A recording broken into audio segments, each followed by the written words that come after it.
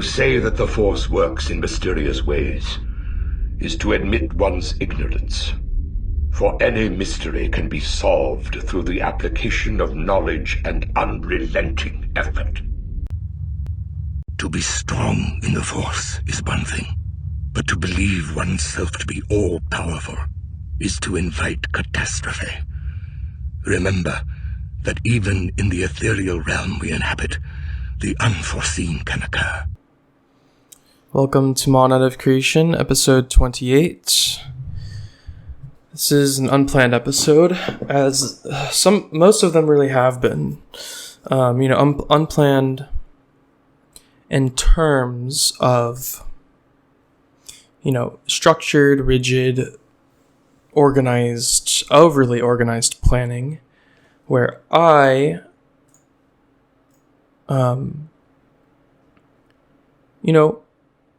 really rigidly, structurally choose what I'm going to do.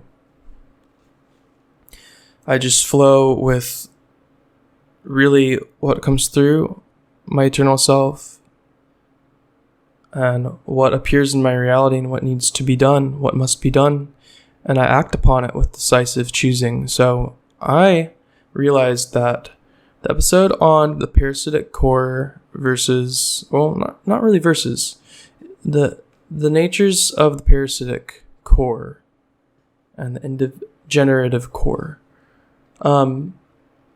If for some reason someone didn't actually understand what I was saying by the end of the episode, it's not going to integrate and they're not going to understand it. They're going to say things like this.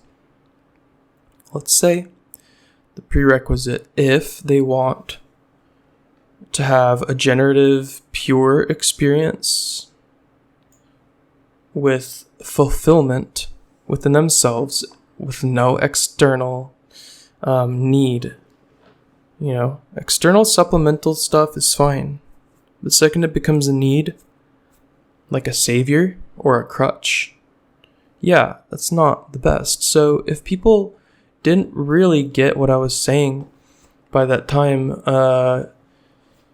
I felt a further obligation for structural integrity and yes, morality.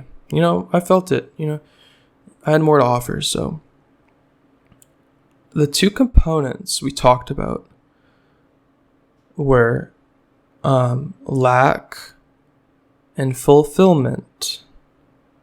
And these are components of a dynamic that if you choose one, you don't get the other.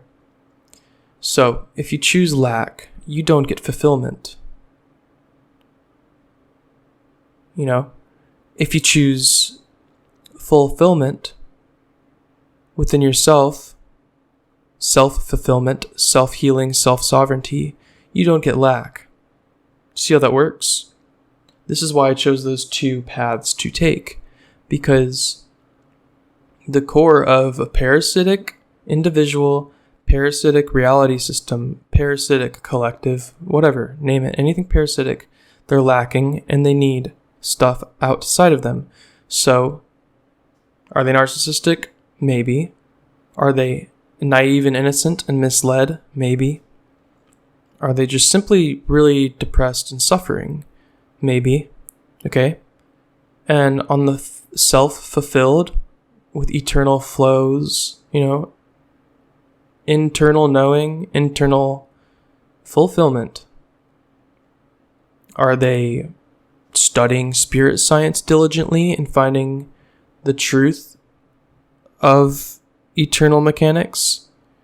Or are they simply happy, living their life, working at the job they work at, having the hobbies they love, with the people they love, and engaged detachment, no attachments? Or are they really totally self-isolating and just really diligently doing the work with their own devices on their own? Not even external supplemental knowledge that might help you learn more. And they're just, some people might even call them out of touch with reality. But are they fulfilled within themselves? Maybe. There are a lot of different paths you could take with this topic. I brought up the parasitic versus generative core. And, I made it very simple. Someone brought it to my attention that it was very potent, paradoxical, and, just a lot, yet not a lot, because I made it pretty clear, but there's almost everything I brought up I could elaborate on. So I am taking the time to elaborate on the components of lack and the component of self-fulfillment. And the way I'm talking about both is by focusing on how to be self-fulfilled. Because even if you, for some interesting reason, want and desire lack, that is honestly a want and a desire. Even if someone wanted it, I would know that they're coming from a very interesting spot to want lack, shame, and guilt, and to be parasitic. So why would I focus on that? It doesn't create anything good. And if I talk about self-fulfillment, well, I innately negate lack from even happening. So I am talking about both by only focusing on one path, because that one path totally crushes and gets rid of lack, shame, and guilt. Yes, lack, shame, and guilt may, for some individuals, pop back up in their lives. But if they have a diligent self-healing, self-sovereignty path, they will self-healing, self-sovereignty. If they have a path like that, they will be able to interact with things that are trying to create shame and lack in their life. So, I'm not going to talk about parasitic natures anymore, or narcissism. I am going to talk about what has helped me remain self-fulfilled, and what ultimately did that was self-ownership, which is self-sovereignty, and self-healing. And true self-respect. So it's threefold, really. It's triadic, sure. Self-healing, self-sovereignty, self-respect. And we'll start with self-sovereignty, and more specifically self-ownership, okay? So self-ownership, sure, it is owning your physical body to the fullest and being in control of your physical body, but ultimately that downsteps from the ownership of your thoughts, the ownership of your mind.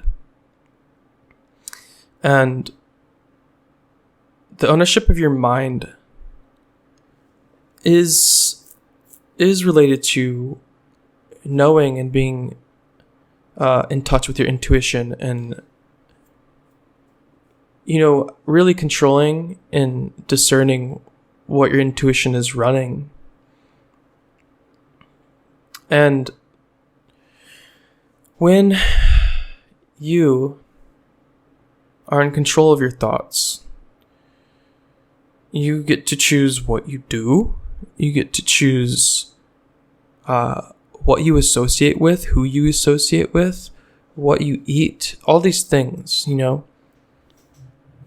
And even if you're in the most desolate, bleak situation, when you have self-ownership, which is truly ownership of your thoughts, control of your thoughts, when you're really decisively choosing what you're thinking and what you're going to do, even in the most bleak, desolate situations, and things are objectively pretty yucky for you, you are able to stay aware of the situation, okay? But you don't focus You don't fixate, surely. But you don't even focus on what? The nastiness of it. You don't focus on the negative aspects of it. You don't focus on that. But you pay attention to it to the point where you're totally aware of what is going on and you're not ignoring. So you're not ignoring the unfortunate situation you happen to be in. And you focus on solutions. And you focus on what you appreciate, what you do have. You focus on what you do have and what you're grateful for and what you do love. And if you can't focus on what you do love, let's say you're pretty broken. Not broken because you're not worthy. Everyone is worthy. But like that part of your consciousness, that part of yourself is not functioning, so you can't feel love. Okay, so you focus on what you do have. Let's say you have maybe one mug. You have one mug to your ownership. It's a physical item. Or you have one pair of underwear. Let's say it's real bad and you only have one pair of underwear. Okay, so you're very grateful for the fact that you have some piece of clothing. Now, if you're a woman, in this case, you have a bra and panties. If you're a man, you have underwear, okay? You have a bit of clothing. You have a speck of clothing. Okay? You're grateful for that. And then you focus on solutions to get yourself out of the situations. You're aware of the unfortunate scenario. And getting to this point of self-ownership and controlling your thoughts is very complex because it has to do with being's abilities to be in control of their thoughts, which facilitates self-ownership, which is self-sovereignty.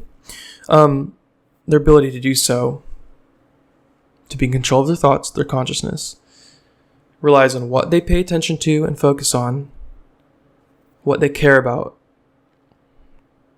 and their environment. So, what you pay attention to and focus on typically has to do with knowledge and intellect, often research, and what you're looking at, what you're putting in yourself, what you're consuming with your mind. Because everything has energy to it, very basically. In basic terms, everything has energy to it. So whatever you put in your mind affects your thoughts and affects your bodies, your energetic bodies. Not going to get into that. That's not what I'm here to do. But what you pay attention to affects you really greatly. What you pay attention to really deeply affects you. What you focus on nearly makes up how you act and feel and think. So what you focus on and pay attention to, whatever attributes those are running, whatever those are promoting, whatever those things are doing, it's going to affect you. Especially if you're needing to learn how to have self-conscious control of your thoughts anyway. So what you pay attention to, right? What you care about. So then the next thing is, what are you caring about? What are you really intuitively drawn to care about and feel and appreciate and love nearly, you know? What do you care about? What are you doing? What are you driven to do? What fuels your desire? What do you desire? Right? So focus, care, and then environment, people's environment.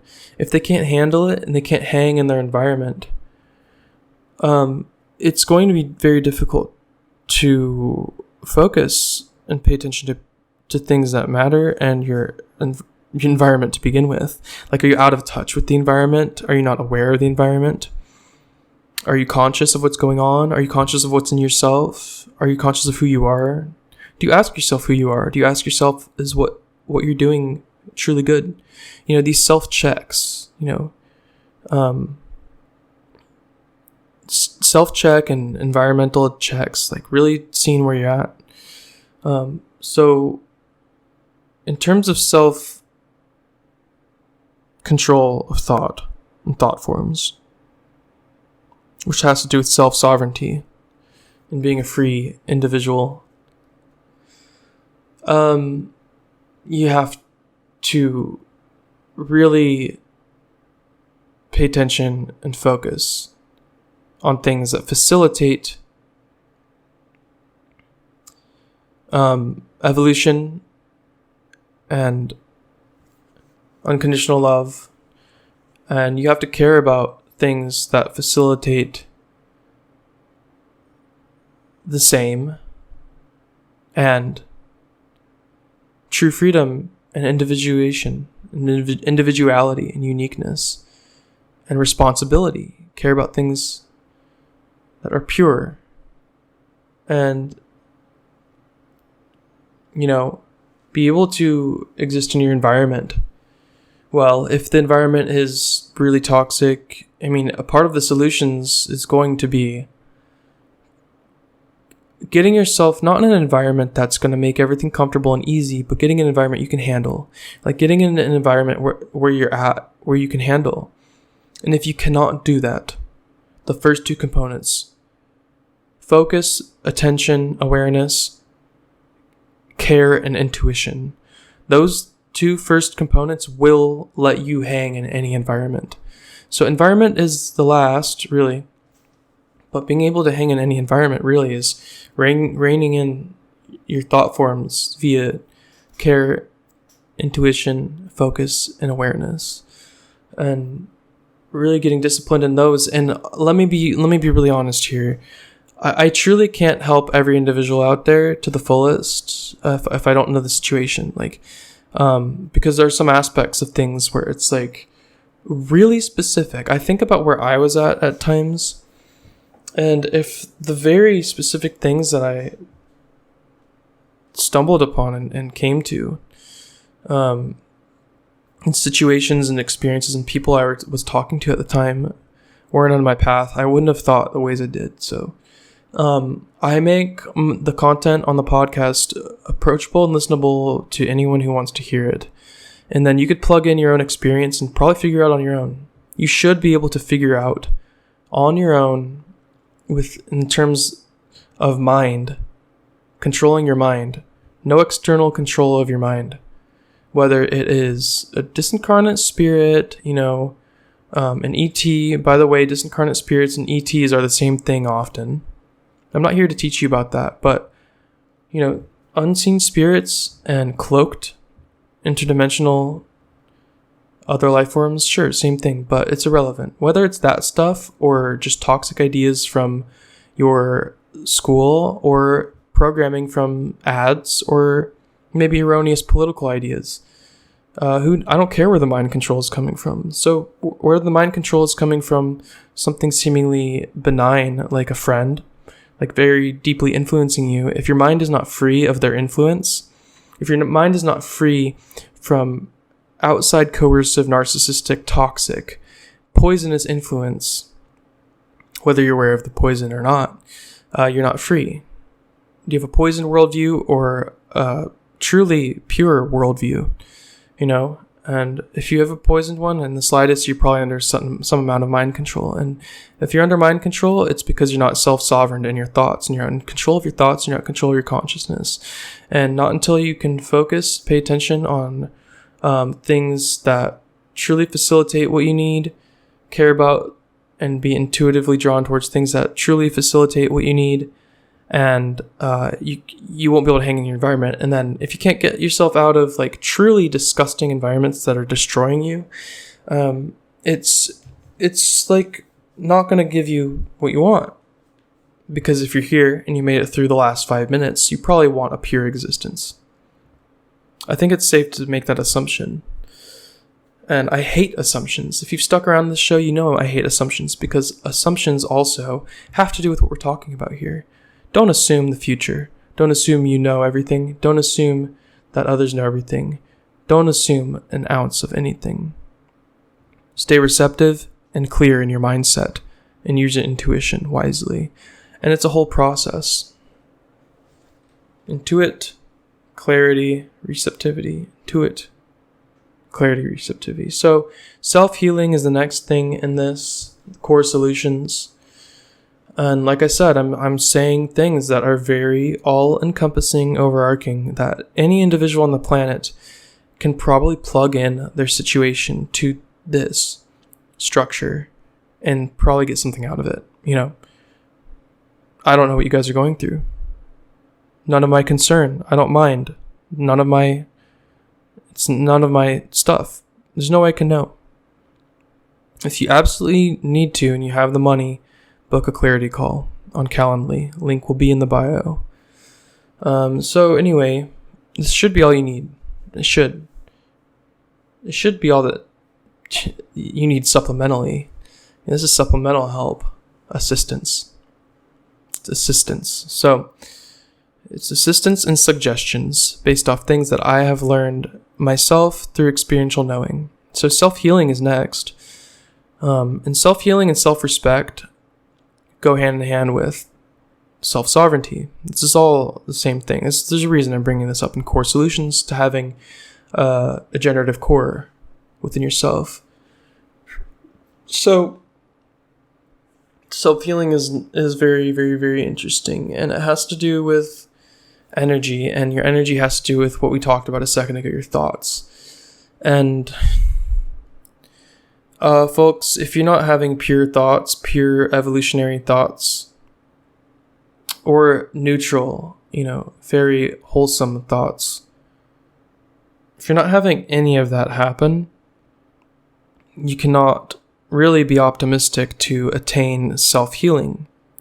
Because if you're not having just wholesome neutral thoughts or pure evolutionary thoughts, calm, thoughts, steady thoughts, you're probably having frantic thoughts. You're probably having thoughts that are, some people say degenerate, sure. You're probably having thoughts that are maybe self-deprecative, maybe just harmful in general. And your mindset is everything here with self-healing, as with self-respect and self-control and self-sovereignty. So, with self-healing, really your thoughts is, a lot of the new age mumbo jumbo and lukewarm spiritualism really have muddled the waters with this.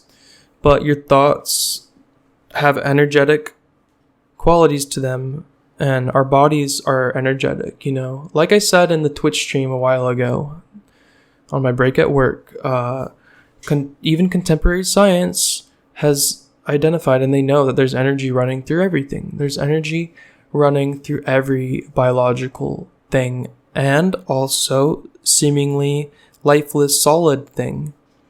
What is that? Neutrons, protons, electrons, quarks. What's inside of a quark? More stuff. They don't really know. They can't figure it out too well.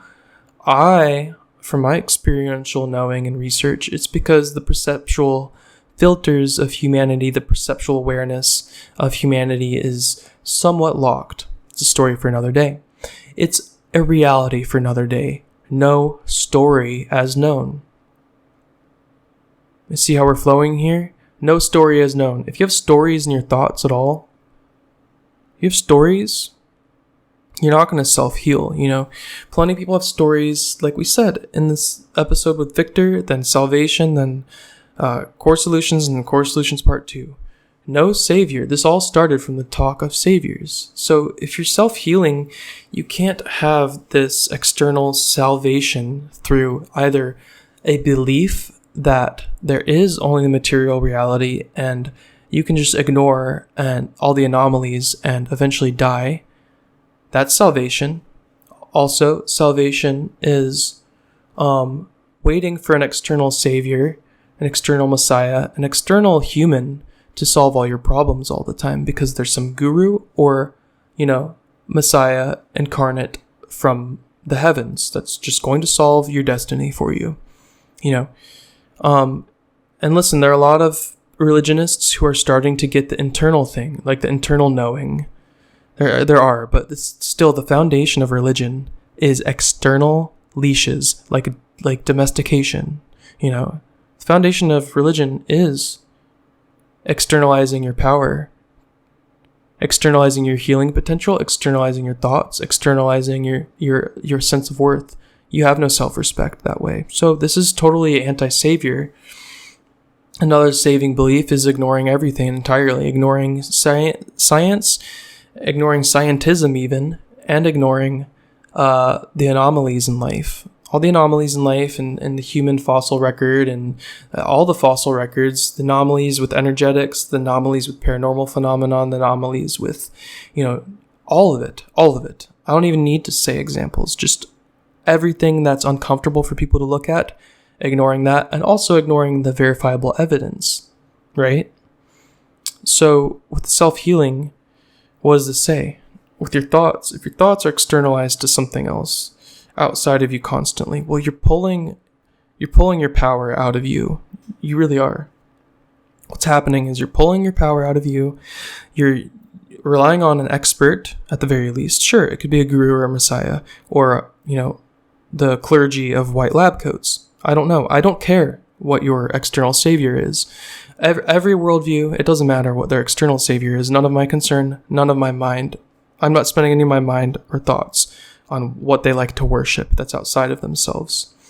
But when you're relying on things outside of you that are so far out there, constantly, I'm not talking about getting help from loved ones, getting help from other perspectives, which is truly assistance. Healthy help is actually just assistance and suggestion. So if you're not getting assistance and suggestion via perspective from other sources in a healthy, detached way, and it's not healthy and detached, well, you're probably getting pulled somehow, pulled energetically.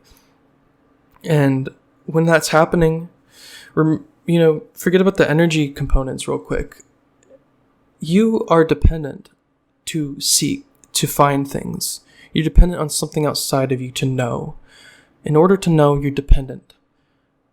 And dependency indicates lack of responsibility. It indicates lack of being self-sustaining. It's pretty evidently clear, So that's why self-healing is actually a part of this formula and this key. And this goes hand in hand with Reiki and energetic stuff too. Reiki practitioners, they can perform good stuff. I've heard it all. I've heard the good parts about Reiki and energetic practices where people heal people externally. Sure, do whatever you want. But this part is for the people who are into energetics and consciousnesses and other life forms and stuff. Well, stuff can get attached to your fields. Your auric fields, your energetic bodies, stuff can get attached to you and your DNA. And then, later down the line, if you find out about it, and there's an aspect of your mind that's not you, and you're wondering why these thoughts are invading your mind, well, it's not you, right? So, it's huge, huge study, that in and of itself. This external healing, where people are injecting for what it's worth, putting things in you, that, feel like in the short, quick fix, short-term satisfaction, it's healing you. So, what that does to your feelings, it's like if you're a very intuitive person, you might feel like something's wrong along the line. You might feel like you're being misled or taken advantage of. Because we're talking a lot about clarity and knowledge and thinking, right? Well, let's go to intuition.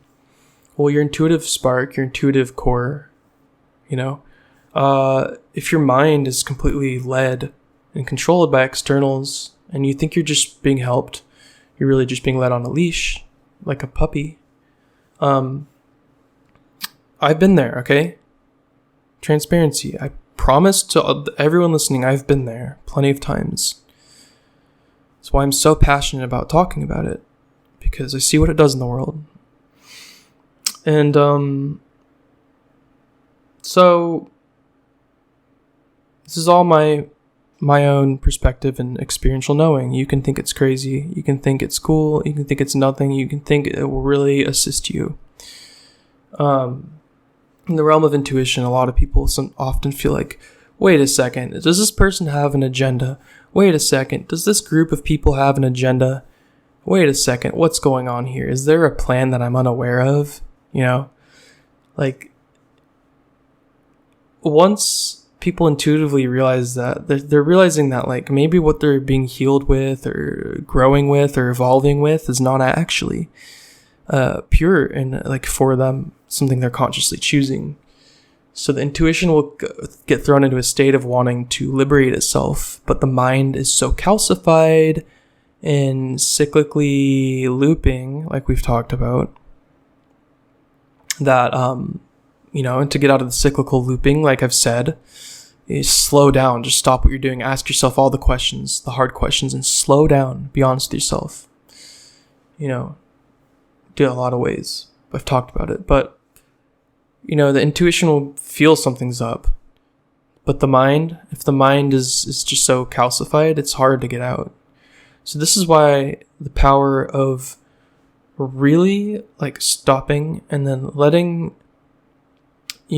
maybe do some art, maybe go on a walk in nature and slow down and do some creative and generative in that sense, and then, totally stop. That's when the intuition can sort of merge back into the mind, the conscious mind. If you just chill out a bit. But if you're so fixated in your dogma and you're so dogmatic about your healing and, you're dogmatic about the ideas you hold. People often have ideas within themselves and they do call themselves self-sovereign, and their ideas are so misled that they could appear to be a sovereign individual, but their ideas are what's screwing them up. That's another component too that people don't really want to acknowledge. People only want to talk about the religionists. They only want to talk about the statists. They only want to talk about, the New Agers. They don't really want to talk about the people who say they're sovereign and free, and they're actually not, because their ideas are very egoic, narcissistic, and stuck. It's multifaceted, and if your ideas are ultimately comprised of things that misled you into thinking you're free, well, that's probably the hardest trap to get out of, wouldn't you say? Your mindset is that you are free. You're so stuck in your belief that you can't get out. That's not a reality I would like any of my listening audience to ever be stuck in. It's not a reality I'd like anyone to ever be stuck in. That's not a reality I want any sentient being to be stuck in. I don't care who you are. I don't care if I never want to make your acquaintance in my life. I don't care if you're an individual I never want to be around. I don't wish that on anyone, because I unconditionally love everyone. Because ultimately, even for people who are super, cut off from their intuition and maybe love or whatever, people are super cut off from that. Well, guess what? If people can't control themselves and people aren't free in their mindset, truly, and they can't have accurate perception and healthy intuition and discernment, well, the reality you're immersed in with them is going to be way less something you did not want. So even if you don't get the whole feeling empathy for everything, if you're surrounded by people who are mind controlled, yeah, it's not going to be fun for you, buddy. It's not going to be fun for you, sister. Okay? So, in the unconditional love stuff, no, I don't want to hang out with everyone. I don't want to have friends with everyone. I associate with very few people in my personal life because I'm picky about what energetics I'm around. I'm picky about, really all that type of stuff. But do I love everyone, unconditionally? Yes. Do I want them around me all the time? No. It's a very hard thing to understand. So this comes into self-respect, honestly. It's a good little segue. Let's bring it to my perspective. I respect myself a lot. So I am sober. I have very few people in my personal life that I talk about the deep, deep, deep, deep stuff. I have very few people in my life entirely. Out of the few people in my life, I only really talk deeply with a few of them. Okay? And because every human being has stuff within themselves, human being has their own dispositions and their attitudes and behavior. And attitude, behavior, and action and choice, all of that, and what you think and feel, yeah, it transmits. Everybody is a transmitter, whether they know it or not. If you don't have to be a podcast maker, you don't have to be an artist, you don't have to be anything. You're constantly transmitting information, even by micro expressions and how you look at somebody, how you carry yourself when you walk through your town. So, on my end, I respect myself by really being picky with what energy I put around me. And it's helped me a lot. A lot of people perceive it as being closed off, all those types of things. But, I just am very diligent in my disciplines and pure in my practices. Patient. So self-respect, really, if you're a genuine being, let me ask you this. Actually, sorry, let me fix that. Anyone listening, let me ask you this. Okay? Do you think a truly genuine being would want any amount of control on them? Any amount of anything controlling their direction, their path, their choice?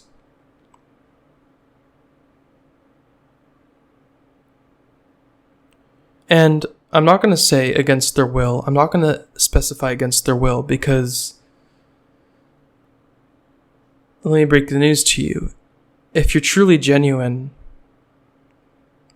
and pure, you don't want anything leading you and controlling you. Your thoughts, feelings, and actions. You really don't. And mainly because genuine beings who have self-actualized to a certain point to get this, they know they're betraying themselves to either do things for other people constantly that they truly don't want to do. That is self-sacrifice.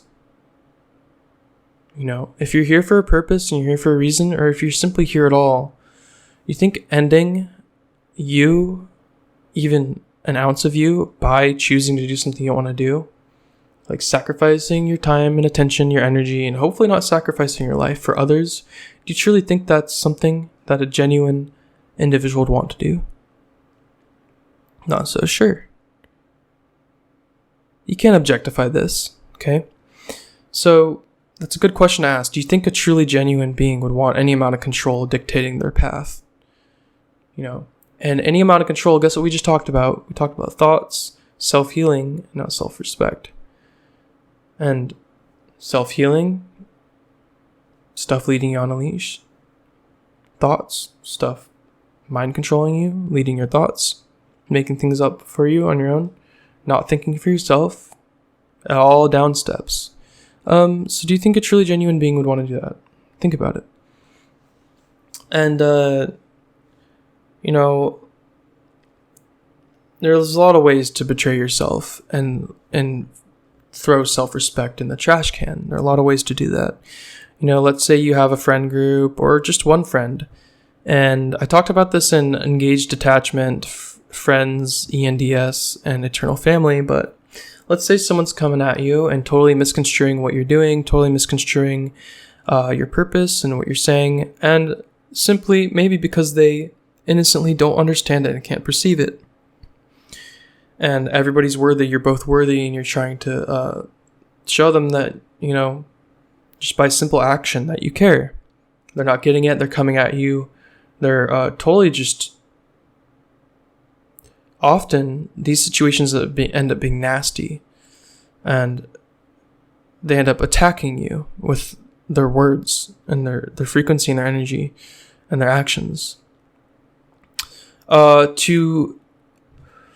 To continue hanging out, to continue associating, to continue holding that individual and acquaintance, a close brother or sister, a close being that you care about. To continue holding them close to you is to betray yourself. To continue, surely sacrificing yourself for them, someone who's like not valuing you or getting you, and also, quote unquote, attacking you. Yeah, just like a predator, just biting you, trying to eat you, being a parasite. Well, to keep them around, or rather, I shouldn't say that. To stay with them. To stay with them is to betray yourself. And you know what? It's also you're betraying them, because you're keeping them dependent on you as food source. You're keeping them dependent on you as a source of energy, because you know what? You need to break that energetic cord, because if that energetic cord is not broken, they will keep feeding and you will keep being food. They will keep being an abuser. You will keep being someone who's being abused. And you got to do something about it. They will keep being nonsensical and silly and annoying and just really bothersome. And you will keep being annoyed and fed up and just done with the situation. There's a lot of ways this works, from the very subtle to the very extreme. Putting yourself in situations that totally don't align with how you truly feel and think at a core level, it's betraying yourself. And like we said before, self-healing's self-sovereignty. If you can't think for yourself and you're under mind control and you can't really stand on your own 2 feet, well, you might not be able to perceive situations where you're betraying yourself. So if you can't perceive situations where you're betraying yourself, well, just, if you're not totally thinking for yourself and someone is constantly telling you what reality is and what you are, you're betraying yourself. If you're not making up your own mind and your own path, hopefully it's a pure one with some truth in there. I'm not worried about that. If you're not choosing your own choices and thinking your own thoughts, and like really someone else is doing it for you all the time, you're betraying yourself. I am getting very blunt now, because I've been very neutral and theoretical and really not 100% clear on where I stand on these topics for 28 episodes now, so it's time. Yeah, you're betraying yourself if you're doing that, if you're being led like that. And if someone is like honestly on your back, on you all the time, someone in your life, and they're just like really enjoying getting under your skin, and feeding off your energy, well, if you're condoning that and you're not removing yourself from that situation or confronting it head on, healthily, if you're not doing that, if you're not resolving this situation, you're not aware of it maybe. That's why I'm having to explain this to you, or somebody, anybody. You're betraying yourself, You're not respecting yourself. This is what I mean when I say check yourself, respect yourself, enjoy yourself. So check yourself, awareness, focus, respect yourself, sure, self-healing, and enjoy yourself. Self-respect. It's all encompassing.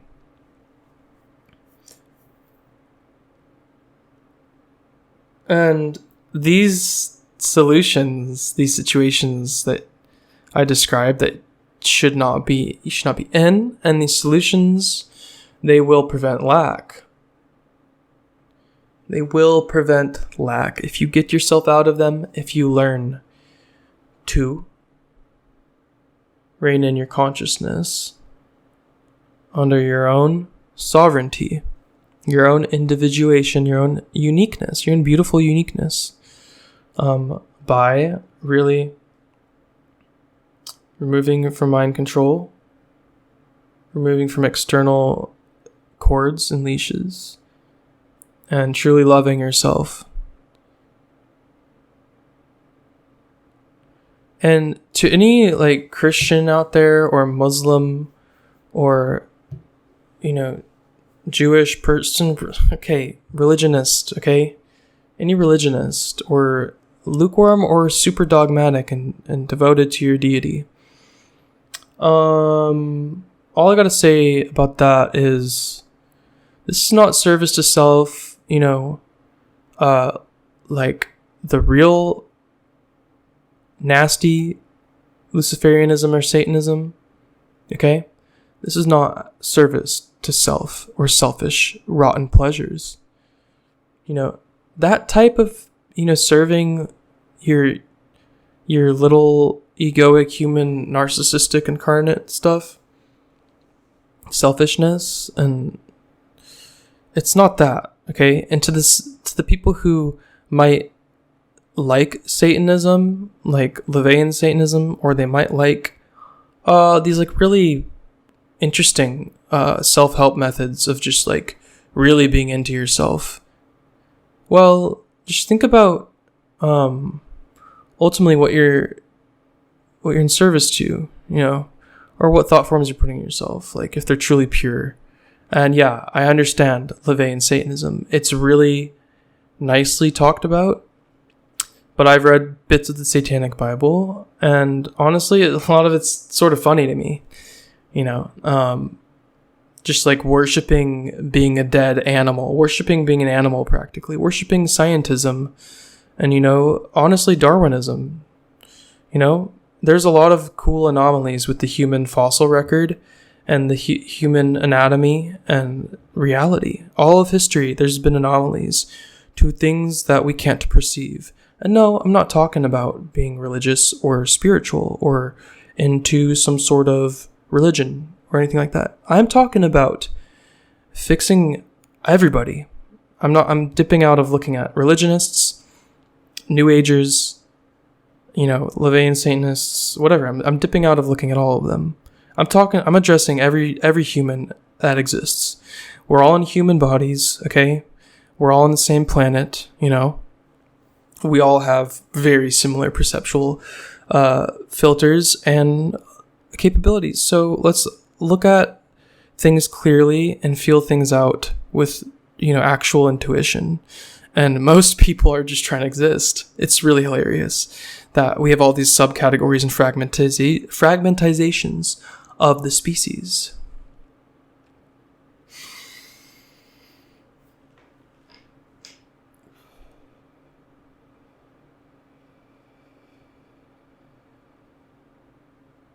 So, I only focused on like 3 worldviews there. There's so many worldviews. You can go into shamanism. You can go into all the different types of isms, schisms, As Robert Nesta Marley said, the isms, schisms, that's all it is.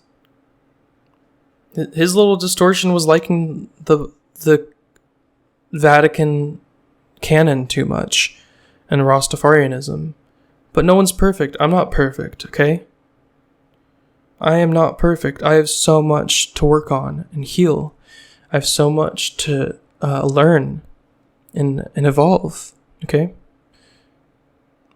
Any ism, any dogma, any holding a belief so strongly that you can't perceive anything else or you're not receptive to anything else willfully,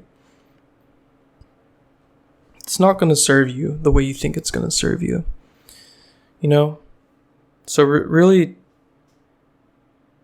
it's time to stop this episode.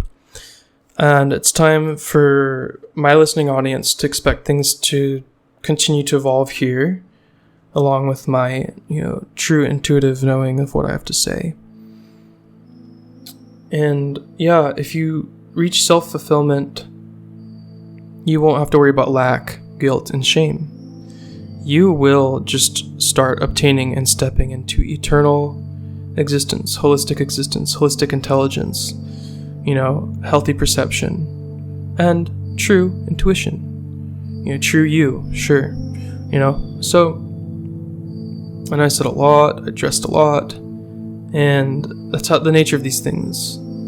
So, the follow-up episode on this will be in the coming weeks.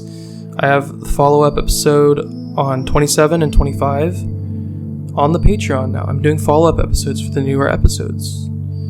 And I still have the workshop, the only workshop up there on dreams, sleep paralysis, and visitation, the only workshop, and the podcast follow-ups on the Patreon. You have to pay to get that information.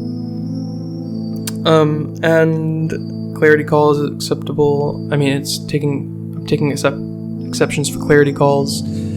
If you really want to have a more like one-on-one type therapy, placing self-sovereignty and responsibility on you, and just offering my perception and knowing through clarity calls. So yeah, Instagram is getting way more casual and chill. Telegram is, I do voice notes when I'm at work and stuff. So yeah, guys, I really appreciate everybody who especially people who made it this far. If you made it this far and you're still here, just think about how many humans typically get triggered and run away, or get triggered and attack people who say things like this. And why? Why does that happen? And why do you have the capability to sit through the whole thing and just hear it out? I don't know. Maybe you also, as everybody is, maybe you're more able to perceive and feel true, importance of reality, the true importance and preciousness of reality, the preciousness and importance of all life, Alright, later.